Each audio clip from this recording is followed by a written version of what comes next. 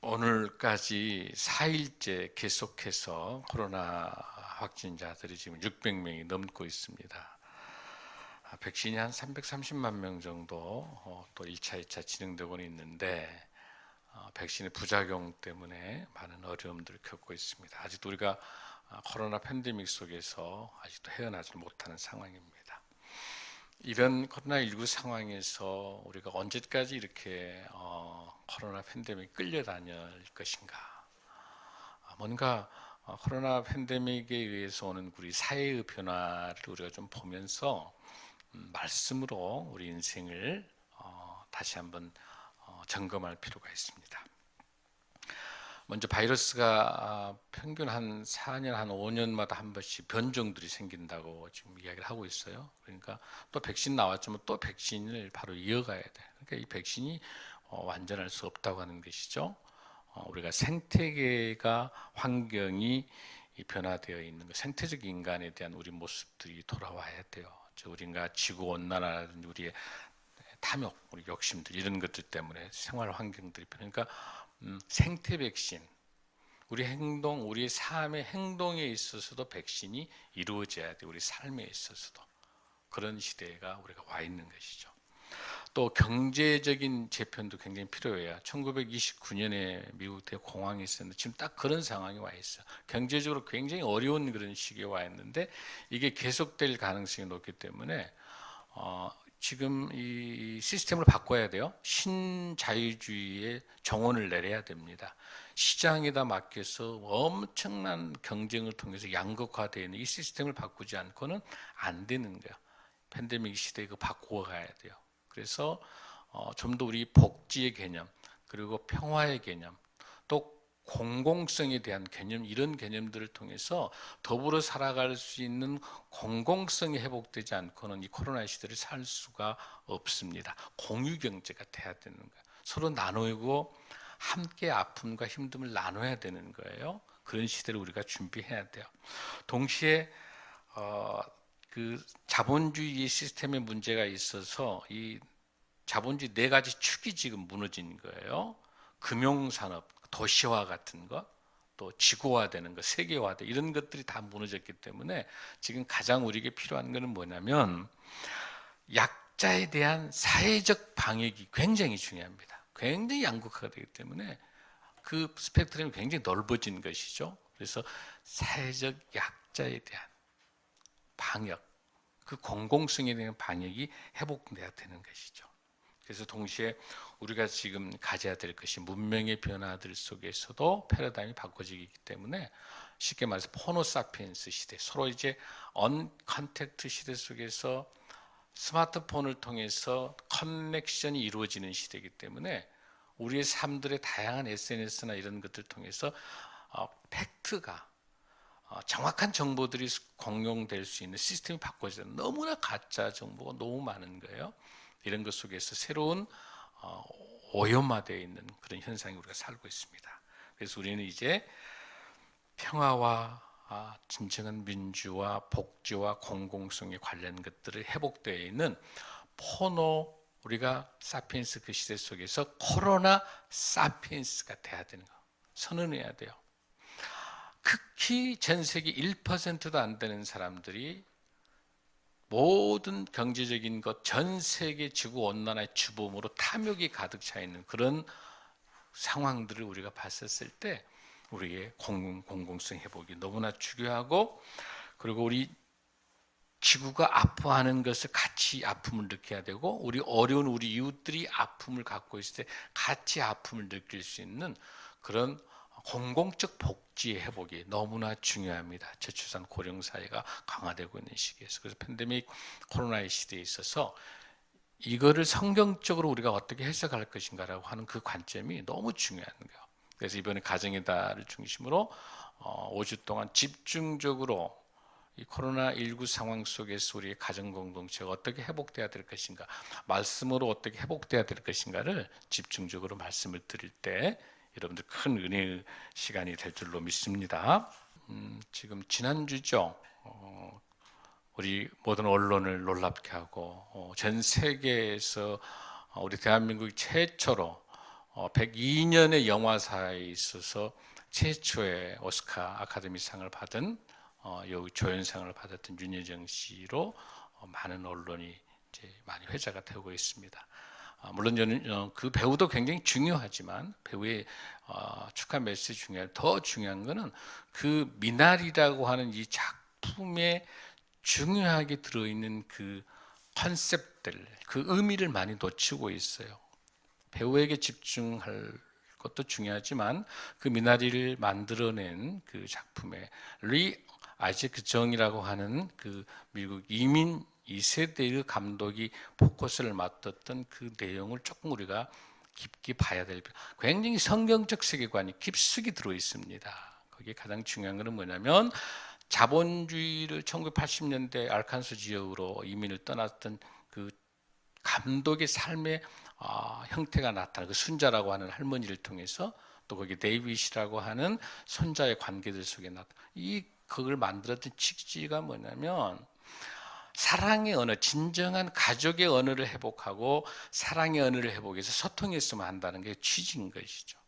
거기서 많은 인물들이 성경 인물들이 나오고 있죠. 거기에 여러분 거기 나와 있는 제이콥이 바로 야곱이잖아요. 제이콥, 그 모니카가 나오잖아요. 거기 그리고 또 거기에 데이빗, 다윗도 나오고 있다. 거기 또 그 바울 십자가 지고 가는데 폴이 나온단 말이에요. 이 성경 인물들 속에서 세 가지를 보고 있어요. 하나는 뭐냐면 물질 만능 중심으로 어마어마하게 돈을 벌기 위해서 노동을 가지고 있는 그 제이콥이 가지고 있는 그거를 할머니에 의해서 불타버리죠.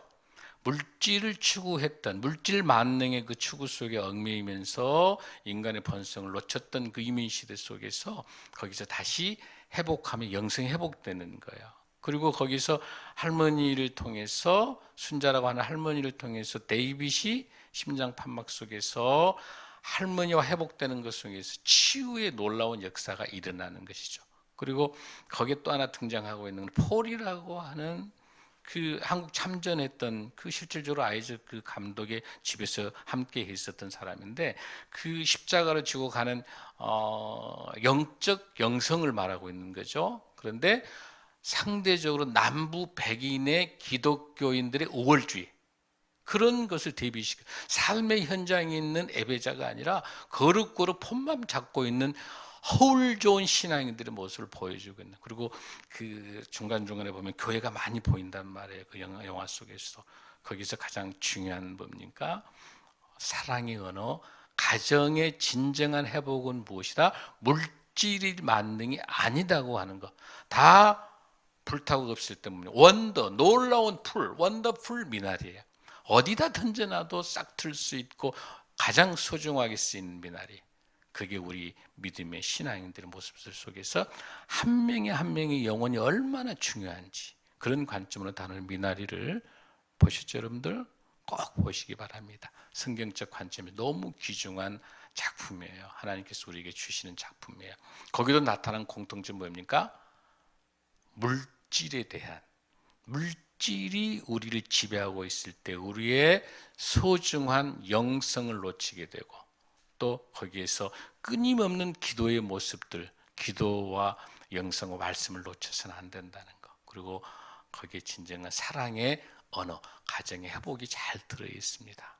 이런 시대 속에서 우리가 팬데믹 19 시대 속에 가정의 모습을 잘 볼 수 있는 그런 상황을 우리가 이런 메시지를 통해 볼 수 있는데, 오늘 성경 본문에서 어떻게 하나님께서 오늘 주시겠는가, 애굽 시대에 어떤 걸 주시는가를 본 거예요.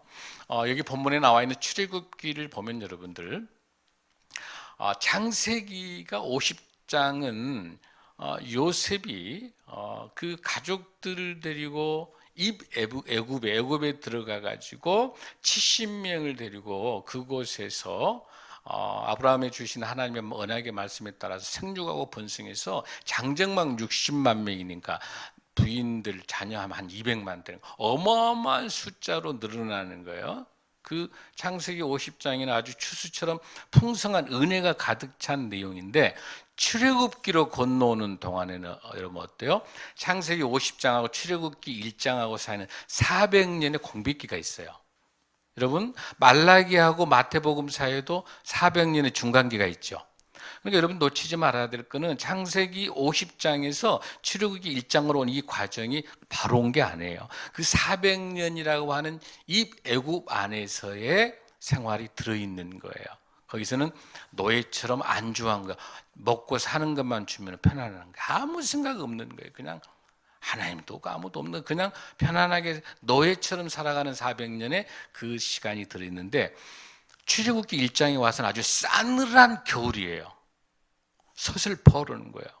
그 사건이. 왜냐하면은 이제는 그 출애굽기에 들어와가지고는 이제 여러분들이 잘 알다시피 점점 이스라엘 백성들, 히브리 민족들의 숫자가 계속 늘어나니까 지금 애굽은, 이집트는 어마어마한 4대 문명 국가이기 때문에 엄청나게 이 제국이 발전하고 있기 때문에 전 세계를 정복해 가고 있단 말이에요. 그러니까 그 제국시대 애굽, 이집트 안에 있는 장정들 있잖아요. 청년들, 이 장년들, 어른들은 전부 다 어디로 가요? 전쟁을 치르기 위해서 다 밖으로 나가야 된단 말이에요. 그러니까 그 실질적으로 이집트 안에는 누구밖에 없어요? 히브리 민족의 장정 누가 있어요?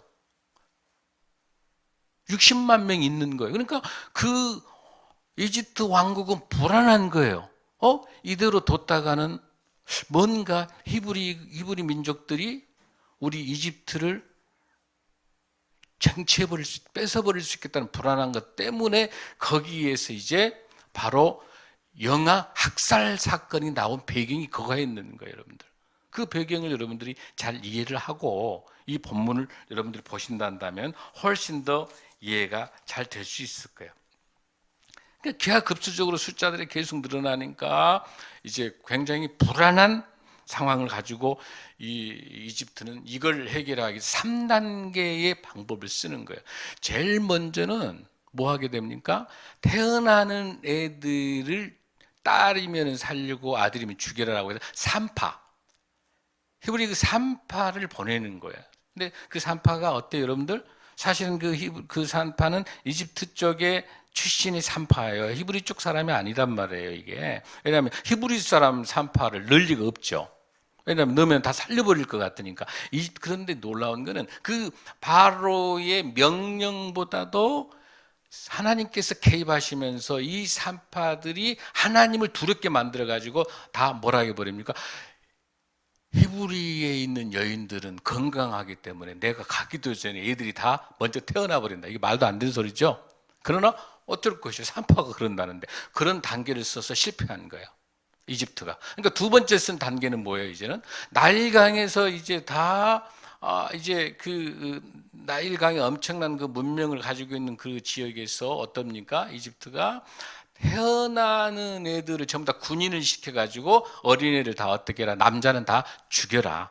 거기에서 나온 게 모세, 이제 모세 사건이 거기서 나온 거예요. 그 다음에 그것도 실패하게 되니까 3단계를 어떤 바로가 이집트의 국가 정책을 쓰게 되냐면은 이 모두 다를 노예로 만들어가지고 엄청나게 핍박하고 고난하면 애 낳을 시간이 없을 것이다. 그리고 몸이 약해지니까 애 낳지 못하겠다라고 생각하고 그 엄청난 핍박 정책을 해요. 그걸로 인해서 어떻게 되죠? 나중에 모세는 히브리 민족에 대한 정체성을 찾고 거기서 그 히브리인을 때리고 죽이고 포가같은 그런 사건들 때문에 이제 나와서 미드안으로 도망가게 되잖아요. 그런 사건의 배경들이 거기서 나온 거예요. 여러분 이해되세요? 그게 출애굽기 1장을 제가 설명한 거예요. 이제 드디어 2장으로 건너갑니다. 자, 이렇게 1단계, 2단계, 3단계 다 실패했어요. 그런 상황에서 출애굽기 2장을 우리가 한번 들어가겠습니다. 2장 1절 읽습니다. 우리 같이 시작. 내 여자에게 장가 들어. 그렇게 돼 있죠, 여러분들.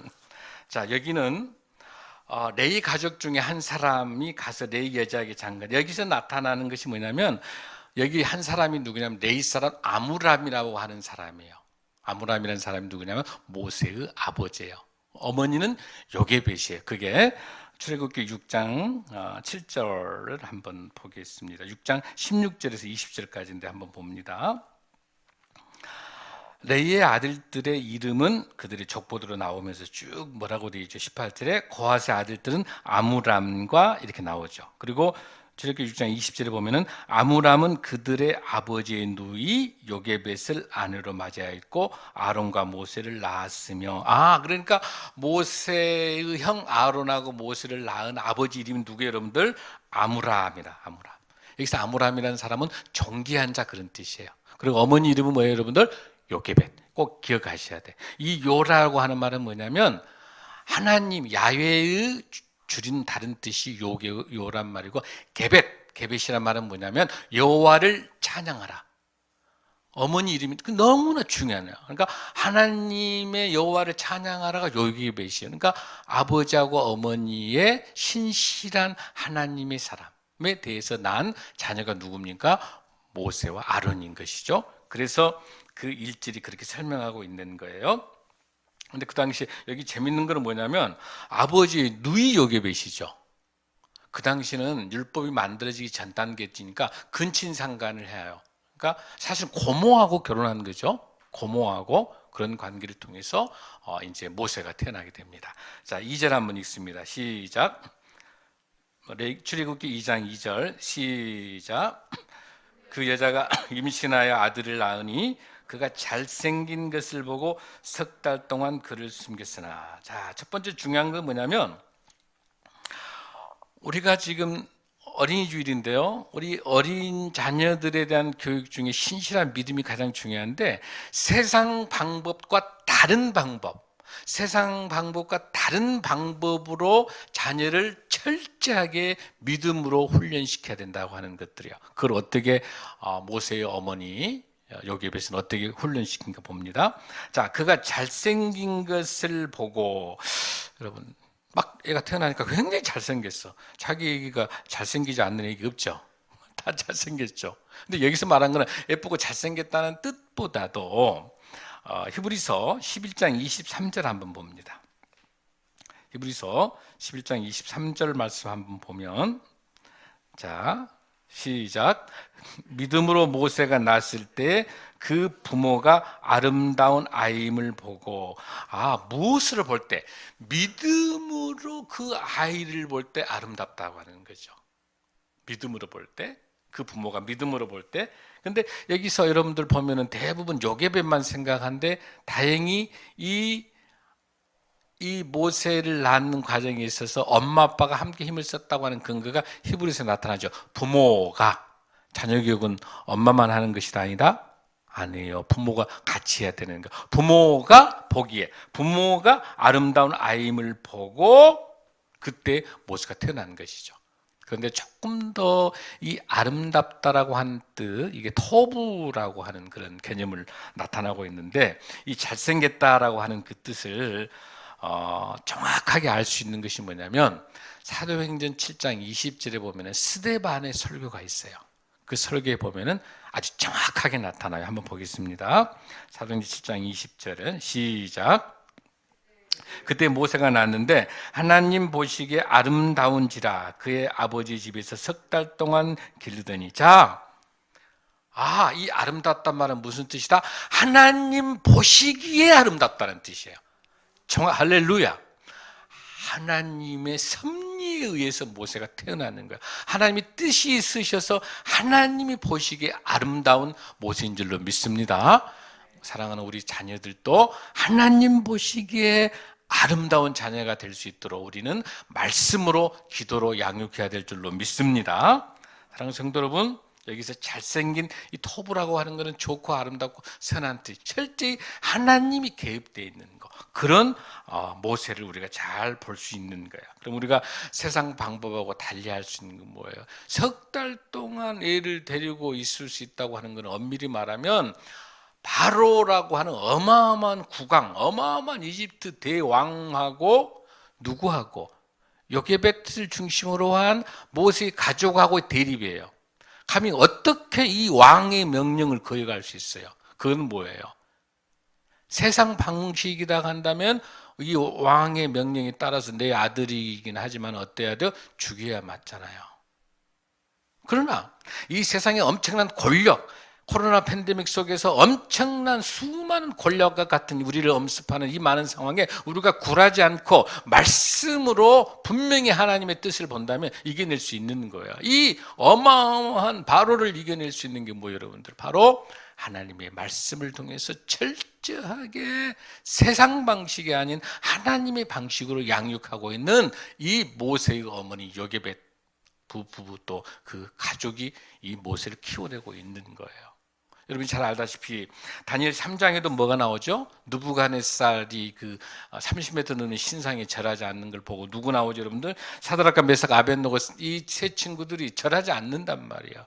그렇죠? 거기서 절하지 않고 난 다음에 어마어마한 어디에 집어넣습니까? 풀무불에 집어넣을 때 썽썽이 살아나옵니다. 나의 하나님, 나는 절하지 않는다. 그 어마어마한 느부갓네살 왕하고 대립하는 거예요. 왜? 이 형제들은, 이 세 친구들은 평상시 어머니의 말씀으로 양육받았기 때문에 그 엄청난 느부갓네살 왕이 무섭지 않아요. 하나님을 의지하는 아들, 이런 아들, 딸로 키워야 될 줄로 믿습니다. 여러분 다니엘 6장에도 마찬가지예요. 그 다니엘이 사자굴 들어가는 사건이에요. 그냥 조국 예루살렘 이스라엘 향해서 기도하는 거 보고 그게 뭐라고 합니까? 그 조서에가 그 다리왕 조서에가 딱 찍어져 있어. 다리왕 외에는 신이 아니다. 잘하면 다 죽이겠다. 다 어디로 간다? 사자굴에 넣는다. 그러나 다니엘은 굴하지 않는 거예요. 그 다리왕이 무섭지 않는 거예요. 나는 나의 하나님은 오직 나의 주인은 나의 하나님이다 하고 다니엘은 확실하게 그런 분명히 하나님에 대한 확실한 말씀에 대한 말씀을 믿고 의지하고 있기 때문에 그 겁나지 않는 거. 그러니까 사자굴 속에서 살아서 나오잖아요. 우리가 이 세상 코로나 팬데믹 속에서 비겁하게 뭐 나는 이런 것처럼 아니에요. 여러분들 어떤 코로나19가 되든 뭐가 이 세상 어마어마한 우리 인생이 골리앗이 온다 하더라도 세상 방법이 아닌 하나님의 방식으로 그렇게 살아가면 하나님의 방식이 뭐예요? 말씀 방식으로 우리가 살아간다면 우리는 이 세상을 넉넉하게 이겨낼 줄로 믿습니다. 모세의 부모님이 철저하게 세상 방식이 아닌 바로하고 당당하게 경쟁하고 결혼해서 이렇게 모세를 살려내는 내용이 2절에 잘 나와 있습니다. 여러분 이제 이어서 3절을 한번 보겠습니다. 시작. 더 숨길 수 없게 되매 그를 위하여 갈대 상자를 가져다가 역청과 나무진을 칠하고 아기를 거기 담아 나일강과 갈대 사이에 두고. 자, 두 번째 중요한 거는 어떻게 하면 우리가 우리 자녀들을 어떻게 믿음으로 키울 수 있냐는 것은 전적으로 하나님의 손에 맡기는 거예요. 아멘. 내 힘이 아니라 내 능력으로 가르치고 양육한 게 아니라 전적이 하나님의 손에 맡기는 것. 하나님의 손에 맡기는 것이 그 하나님의 손에 맡기는 그 믿음의 부모가 있어야 되고 그 믿음을 우리 자녀들에게 전수해야 될 줄로 믿습니다. 그 모세의 부모가 어떻게 했는가 한번 보겠습니다. 자, 거기에서 뭡니까? 뭘 만듭니까? 여기서 갈대 상자를 만들죠. 갈대 상자. 여러분, 이 갈대 상자라고 하는 거는 창세기 여러분들 7장에 보면은 뭐가 있죠? 방주 있죠, 방주. 노아의 방주 있죠. 노아의 방주나 갈대 상자나 테바라고 하는 이 테바라고 하는 히브리 어원이 같아요. 노아의 방주와 갈대 상자가 어원이 같아요. 테바라고 하는. 그건 뭘 말하는 거냐면 두 가지 공통점이 있어요. 첫째, 무동력이다. 무동력이에요. 사람의 힘으로 가는 게 아니라 철저히 하나님의 힘으로 가는 것이 노아의 방주고 하나님의 힘으로 가는 것이 갈대 상자예요. 할렐루야. 우리 힘으로는 갈 수가 없는 거. 하나님의 힘으로 갔기 때문에 무동력이기 때문에 아라랏산까지 갈 수 있었고 하나님의 손으로 가는 갈대 상자이기 때문에 하나님의 시간표에 들어있는 바로의 공주에게 갈 수 있는 거예요. 할렐루야. 두 번째 중요한 게 있어요. 방향키가 없습니다. 사람이 운전해 가는 게 아니에요. 하나님이 바람과 하나님이 운전해 가는 거예요. 할렐루야.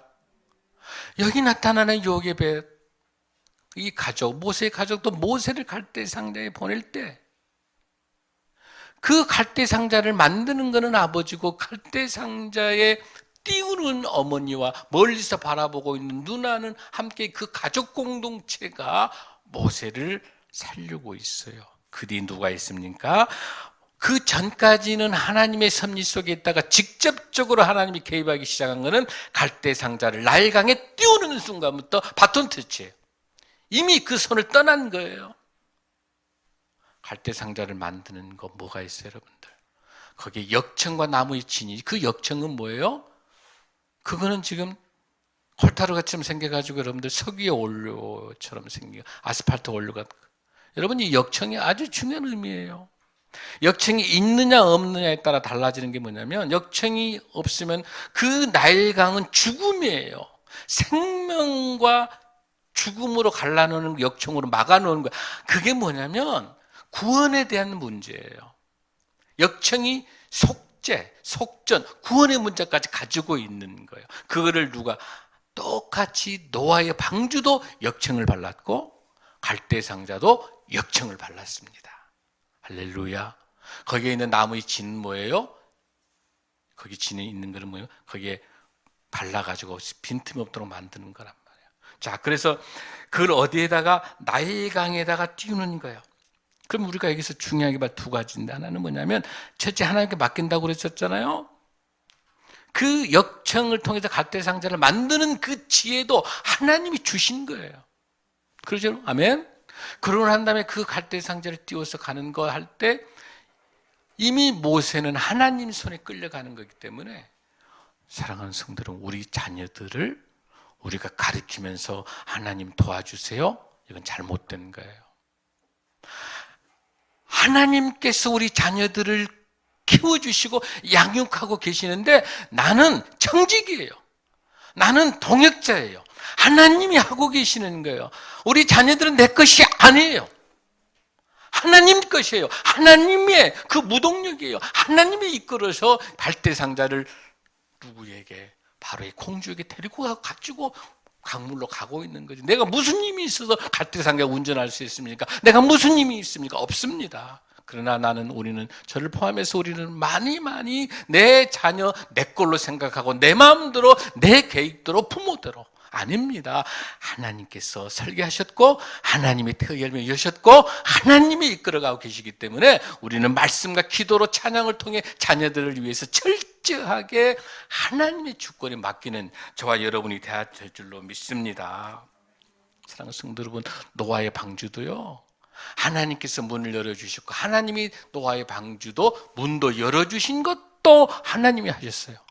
또 그 많은 동물들, 식물들, 새들 다 집어넣게 하는 것도 하나님이 하신 거예요. 노아가 한 게 아무 것도 없는 거예요, 여러분들. 하나님이. 그리고 노아의 방주는 창문이 하늘밖에 없는 거예요. 하늘만 바라보는 거예요. 우리 힘은 아무것도 없는 거예요. 할렐루야, 할렐루야. 이런 갈대 상자 하나님이 하고 계세요. 전적으로 하나님 손에 온전히 내어드리는 그 믿음, 저와 여러분이 될 줄로 믿습니다. 자, 4절을 읽습니다. 시작. 그의 누이가 어떻게 되는지를 알려고 멀리 있었더니, 여기서 그의 누이는 누구예요? 여러분, 미리암이죠. 미리암이, 나중에 미리암은 홍해를 건너서 나중에 이제 승리한 것을 찬양했던 그 여선지자, 누나예요, 누나. 그러니까 이 미리암이 이제 신약 시대 오고 그러면 마리아 이름이에요. 미리암이 같은 뜻이에요. 그래서 자, 그다음에 이제 5절 한번 읽습니다. 시작. 바로의 딸이 목욕하러 나일강으로 내려오고 시녀들은 나일강가를 거닐 때 그가 갈대사의 상자를 보고 보내어 가져다가, 옛날 이 나일강에서 목욕하면은 출산한다라고 하는 전설이 있는 거예요. 나일강. 그러니까 그 왕족도 다 그 당시 사실은 이 바로의 이 공주도 무남 동료예요. 그렇기 때문에 애를 낳아야 된단 말이에요. 그러니까 한 사람 때문에 이제 목욕하러 나오는 것이죠. 그래서 근데 거기서 보니까 갈대 사이에 상자를 보고, 잘 보세요. 상자를 보고 시녀를 보내어 가져다가, 그 무슨 말이냐면 가장 먼저 본 것도 누구예요? 바로 이 공주예요. 시녀가 본 거 아니에요? 바로 그 하나님의 놀라운 시간표예요. 출애굽기 3장 7절에 보면은 이런 말씀이 있어요. 여호와께서 이르시되 내가 애굽에 있는 내 백성의 고통을 분명히 보고, 주님께서, 하나님께서 보시고 그들이 그들의 감독자를 말미암아 부르짖음을 듣고 그 근심을 하나님이 알고 내가 내려가서, 하나님께서 내려가서 그들을 애굽의 손에서 건져내고, 할렐루야. 메타포를, 은유를 갖고 있는 게 같이 먼저 보게 하는 거, 하나님께서 먼저 갈대 상자 모세를 보게 하는 거예요. 누구 보고? 애굽의 공주 보고. 하나님이 섭리인 거예요. 하나님의 시간표에 다 들어있는 거예요. 그런데 우리는 어떻습니까? 우리가 이방인들이 보통 보면 이방인들은, 그러니까 이스라엘, 이번에 이스라엘 뭐 사건 났습니다만은 어떤 우리가 이방인들은 뭐 별로 중요치 않고 우리가 선민 선택이다. 아니죠. 이방의 공주를 들어 쓰고 계시 하나님께서. 이스라엘 백성, 선택된 이스라엘 백성 선민의식 갖고 잘못된 게 뭐냐면 샘플로 이스라엘을 주셔서 이스라엘을 통해서 이방 땅끝까지 복음을 전하는 하나님의 영원한 차별이 없고 남녀 구별과 아시아 민족 혈액 관계없는 전 세계 모든 민족을, 이방인들을 구원하기 위해서 이스라엘을 샘플로 쓴 것이지 샘플 있는 이스라엘만을 선택한 게 아니에요. 할렐루야. 그러니까 이집트의 바로 왕의 공주를 하나님께 들으시면서 모세를 보게 하는 거예요. 그래서 우리가 중요하게 봐야 되는 것이 그 팩트를 여러분이 놓치지 마시고요. 6절 한번 보겠습니다. 시작.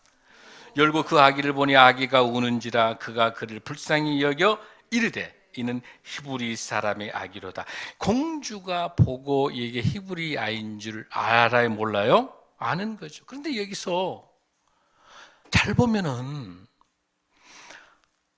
히브리 아이기 때문에 이걸 보고 불쌍히 여긴다고 하는 것은 안 맞단 말이죠. 왜냐하면 국가 정책이죠. 히브리 애들 죽여야 되잖아요. 그래 안 그래요? 국가 정책이잖아요. 그리고 정면으로 바로의 공주가 누구에게 대치되고 있어요? 아버지하고 아버지 정책에 반기를 드는 거란 말이죠, 이게. 그런데 하나님께서 불쌍한 마음, 긍휼한 마음, 헤세드 마음. 여러분 룻기에서 나타났잖아요. 그 불쌍한 긍휼한 마음, 헤세드 마음을 바로의 공주에게 하나님께서 그 마음을 들게 만드는 거예요. 할렐루야. 이거를 누가 인간의 힘으로 할 수 있겠습니까? 그 공주의 마음을 볼 수 있어요. 그래서 우리 하나님의 역사는 우리 인간의 상식과 예측할 수 없는 데서 일어나요. 할렐루야. 놀라운 하나님의 기적은 우리 생각과 상식을 벗어나 상상할 수 없는 곳에서 하나님께서 역사하고 있을 줄로 믿습니다. 바로 그 부분, 그거를 여러분이 놓쳐서는 안 되는 거예요. 그랬더니 7절에 한번 있습니다. 그의 누이가 바로의 딸에게 이르되 내가 가서 당신을 위하여 히브리 여인 중에서 유모를 불러다가 이 아이에게 젖을 먹여. 마침 그때 미리암이 이제 애가 갈대상자 띄우고 난 다음에 쫄쫄쫄 따라오면서 얘가 어떻게 될까 누나가 볼 거 아니에요. 보고 있다가 마침 바로의 공주의 신에 의해서 건져진 걸 보고 이때 하고 얼른 지금 이제 미리암이 달려가서 공주에게 말하는 거예요. 그래서 자, 얘가 어리기 때문에 누군가, 이 바로 공주는 젖이 안 나오죠. 어머니가 아니니까. 그러니까 유모가 누군가 있을 거 아니에요. 히브리에 그 유모가 있을 거니까 내가 이 유모를 불러다가 이 아이에게 젖을 먹이게 하겠다는 것이죠. 자, 거기에서 뭐가 지금 현재 나타나고 있습니까? 하나님께서 그 시간을 조정해 준 시간, 그 시간대. 그러고 난 다음에 8절 한번 읽습니다. 자, 바로의 딸이 그에게 이르되 가라 하매 그 소녀가 가서 그 아기의 어머니를 마침 준비되어 있죠. 이미 우리 모세 어머니는 요셉에서 준비하고 있었던 거죠. 그래서 와서 지금 어머니를 불러올 수 있는 거죠. 자, 시작. 바로의 딸이 그에게 이르되 이 아기를 데려다가 나를 위하여 젖을 먹이라. 내가 그 싹을 주리라. 여인이 아기를 데려다가 젖을 먹이더니 처음으로 역사상 자기 아기를 키우면서 돈 받은 사람이야. 이해 안 돼요, 여러분들? 세 번째 우리가 중요한 거는 뭐냐면 참다운 자녀 교육에 있어서 가장 중요한 건 삶의 현장에서 말씀으로 믿음의 신앙을 키워내는 일이 너무 중요해요. 그게 오늘 이 모세의 어머니가 어떻게 하는가 한번 보십시오. 자, 젖을 먹이더니 여러분, 젖을 먹일 때 그냥 먹였겠어요? 보면은 제가 자료를 보니까 애굽의 지혜 문학에 아니의 교훈이라는 책을 보니까 어떻게 나와 있냐면 대부분 자녀들 젖을 먹이면서 키우는 기간이 3년 정도, 4년 정도 된답니다. 그러니까 막 애가 엄마를 알아보고 옹알이 하면서 이렇게 소통이 낮은 단계에서 이루어지는 거예요. 이때 부모가 자녀 교육이 가능한 거죠. 이 어릴 때 모세를 젖을 먹이면서 요괴벳이 지금부터 말씀으로 자녀 교육이 들어간 거예요. 그게 근거가 어디가 있습니까? 신명기 6장 4절의 말씀입니다. 신명기 한번 보겠습니다. 이스라엘아 들으라, 우리 하나님 여호와는 오직 유일한 여호와시니 쉐마 이스라엘이에요. 쉐마 이스라엘. 우리 하나님 여호와는 오직 유일한 여호와시다. 그러니까 모세에게 얼마나 많이 엄마가 교육시켰겠어요. 오직 유일한 하나님. 너는 히브리인이다. 너는 하나님의 유일한 너희 하나님이다. 그러면서 너는 마음을 다하고 뜻을 다하고 힘을 다하여 내가 너 하나님 여호와를 사랑하라. 하나님 사랑하라. 그렇게 이야기하면서 뭐라고 되어 있습니까? 8절에 보면은 너는 또 그것을 내 손목에 매어 기호를 삼으며 내 미간에 붙여 표를 삼고 집에서나 길에서나 누워나 일어날 때 이 말씀을 강론하라. 이건 뭐예요? 이거 보고 테필리나 테필리. 머리 이스라엘 보면 이마에다 까만 박스 이렇게 있죠. 조그마한 박스 넣고 손목에다 묶어가지고 계속해서 말씀 훈련, 이 양피지로 조그마한 하나님의 성경 꾸지는데 이걸 통해서 계속해서 마음과 뜻을 다해서 하나님 사랑에 대한 메시지가 들어있는, 계속 훈련받고 삶의 예배자로 키워내고 있는 거예요. 그러고 난 다음에 김문설주라든지 바깥으로 나로도 기록하라. 이게 뭐냐면 매주 자락해가지고 문 들어올 때 나올 때마다 그 집에 계속 돼 있는. 근데 철저하게 신앙교육을 삶의 현장에서 시키는. 그러니까 요괴벳을 통해서 충분히 훈련받는 거죠, 모세가. 그렇기 때문에 10절에서 그 아이가 자라매 바로의 딸에게로 데려가니, 이제 드디어 3살 넘어가지고 젖을 다 먹여가지고 키워가지고 바로 공주로 데리고 들어가는 거죠. 거기서 모세라 하여 이르되 이는 내가 그를 물에서 건져내었음이라 하였더라. 여기서 모세가 무슨 뜻, 뭐란 말이 뭐예요? 뭐라고 하는 말이 뭐예요? 뭐란 말이 애굽에서 물이라는 뜻이고, 쉐라고 하는 것은 건지다의 뜻이야.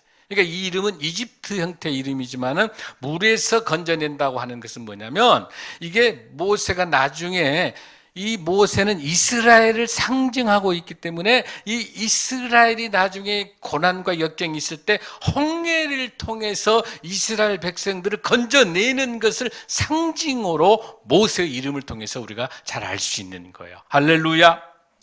사랑하는 성도 여러분, 이렇게 이 본문의 말씀 중에 있을 때 하나님께서 9절에서 그렇게 말씀하시고, 드디어 11절에 보면은 모세가 장성한 후에 한 번은 자기 형제들, 아까 제가 말씀드린 것처럼 자기 형제들을 때리는 애굽 사람하고 싸우는 때 그 9절하고 10절하고 11절 사이가 다시 40년의 공백이 있는 거예요. 그 공백 동안에 다시 40년 동안의 제왕의 훈련을 받고 다시 이제 거기서 싸우고 난 다음에 미디안 광야로 살인한 다음에 도망하게 되죠. 근데 그 도망하게 된 그 40년 미디안 광야도 사실은 하나님께서 출애굽을 위한 사전 훈련이죠. 40년 동안 양떼를 몰면서 그 지역을 전부 다 돌아다니면서 40년 동안 광야 생활해야 될 그 내용을 이 모세를 통해서 목동으로서 그 사명을 감당하게 하고 계신, 철저히 하나님의 시간표 속에서 이끌어주고 계신 줄로 믿습니다. 사랑하는 성도 여러분, 철저하게 하나님의 말씀에 순종하고 세상 방법이 아니라 하나님의 방식으로, 그리고 말씀에 근거해서 철저하게 하나님의 주권을 맡기고 하나님 손에 우리 자녀들이 양육될 수 있도록 키웠을 때 모세와 같은 위대한 하나님의 지도자가 사랑하는 우리 자녀들과 앞으로 결혼해야 할 여러분들에게 있어서도 배우자를 위해서 기도하면서 자녀들을 위해서 지금부터 여러분도 모세와 같은 이런 지도자가 영성과 전문성으로 태어날 수 있도록 여러분도 기도로 말씀으로 준비해야 될 줄로 믿습니다. 이 코로나 팬데믹 19 시대에 그 혼돈된 시대, 물질 만능과 양극화되어 있는 심각한 이 사회 현상과 엄청난 변화 속에 오직 예수 그리스도의 말씀이 우리의 희망이라고 하는 것들을 고백하고 말씀으로 승리하는 모세와 같은 위대한 하나님의 지도자를 양육할 수 있는 우리 힘이 아니라 하나님이 양육할 때 우리는 청지기로서 동역자로서 이 사명을 감당하고 우리의 이 길들을 하나님께 올려드리는 저와 여러분이 될 줄로 믿습니다. 일어서서 기도하겠습니다.